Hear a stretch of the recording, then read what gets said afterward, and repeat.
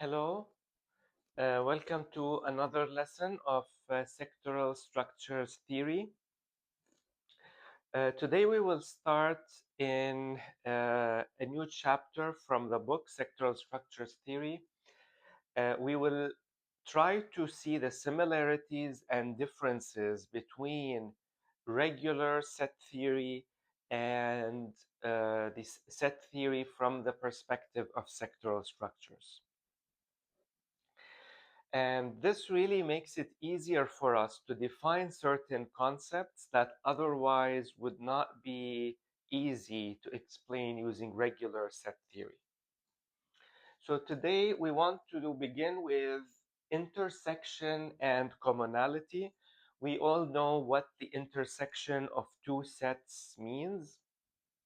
Basically, we have the set A and the set B and the common elements between them, and we use this sign for intersection, very basic. But I want to introduce a new concept, which I refer to in the book as commonality. And it's really to show that it sounds similar to intersection, but it is not the same. And here we will try to explain. When we talk about the intersection of two sets, really what we're saying is we have a group of elements that are equal in both of these sets, or that are identical in both of these sets. Now let's assume we have a sectoral set, meaning a set of sectoral structures, A, and a sectoral set, B. And they have no intersection. So meaning they don't share any of the same elements. However, A has a subset C and B has a subset D, such that every element in C is isomorphic to an element in D. So we say that C is isomorphic to D. And again, here we are using the term isomorphic with regards to sectoral structures theory. So we're going to say that the subset C and the subset D are isomorphic. So therefore, we will say that A and B have a certain commonality. So it's not an intersection. We're going to call it a commonality. And we're going to use this symbol here, which is basically similar to what we saw when we looked at the inclusion symbol, but we flipped it so that it points downwards, or so that the opening is downwards. So this is what we're going to use. So we're always going to use adjustments of the intersection of the inclusion symbol. So far we said this is one of them. This is another one when we're talking about subsets. And now we're going to do this to indicate commonality. So let's look at an example. Let's say we have the set A made up of only two sectoral structures, 4, 2 subscript 6, 3, 3 subscript 6. And then we're going to say we have a set B, which is 2, 2 subscript 4 and 3, 1 subscript 4. The intersection between A and B is an empty set because none of these elements are the same. However, we see that the element 224 and the element 336 are isomorphic. So basically, if we reduce 336, we get 11 subscript 2. If we reduce 224, we get 11 subscript 2. So they both reduce to the same sectoral structure. So these two elements are isomorphic. So therefore, we're going to say that there is one, we're going to count this as one. So each connection counts as a single connection. So we will say that the intersection, the commonality between A and B is the element 3,3 subscript 6 is isomorphic to 2,2 subscript 4. So that's one way to say it. We say the element and is isomorphic to. Another possible way to do it is to just reduce both elements to their irreducible form, which is the 1,1 subscript 2, and just state that element. So that's another way to do it. So therefore, these two sets have no intersection, but they do have a single commonality. Now, let's look at a slightly more complicated example. What if we have, and this is just one more way to read it. So A commonality with B is the set of all sectoral structures that such that xn belongs to A and ym belongs to B, where xn is isomorphic to ym. Now let's go to this slightly more complicated example. So here we have a set A and we have a set B. The two sets do have an intersection between them. We're going to call it A intersection B. And they also have two subsets, C on this side and D on this side, where C and D are isomorphic. So in this case,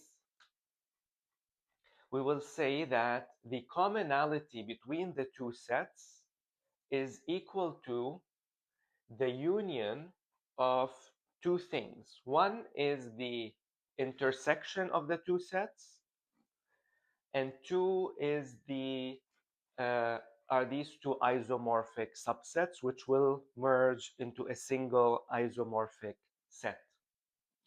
So basically, the intersection of two sets is a subset of the commonality of these sets. So let me say that one more time. The intersection of two sets is a subset of the commonality of these two sets. So let me write this down. So here we will say that A intersection B is a subset of A common B. All right, let's look at an example of this.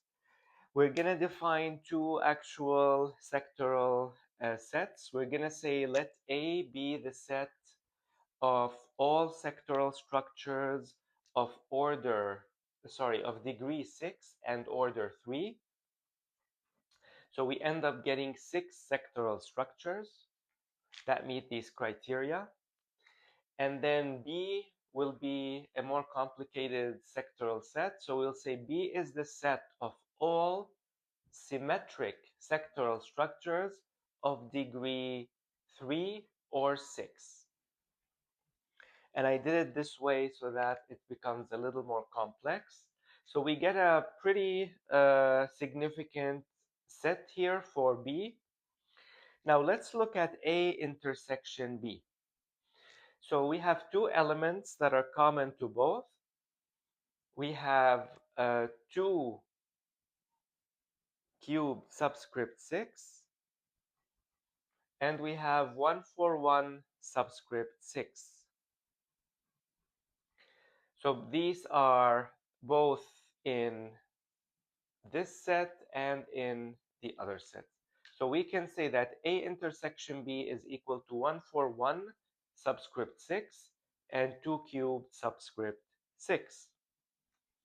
However, if we look at the commonality between them, there's one more element here that fits these criteria. And here we have 1 cubed subscript 3 and 2 cubed subscript 6. These two elements are isomorphic. So they must be included in the commonality of the two sets. So therefore, A common B will give us um, first the two elements of the intersection, and then also the commonality element between them. Notice I call it a single element, even though it's actually two, because we're going to include them as a single unit. Now, a few quick applications to this. If we have a sectoral structure ST3, for example, and the sectoral structure ST6, what is the commonality between these two? We notice that every element in ST3 is isomorphic to another element in ST6. So therefore, the commonality between these two is equal to the set ST3. It's identical to it. And we say that, or is not equal, we should say is isomorphic to the set ST3, not necessarily equal.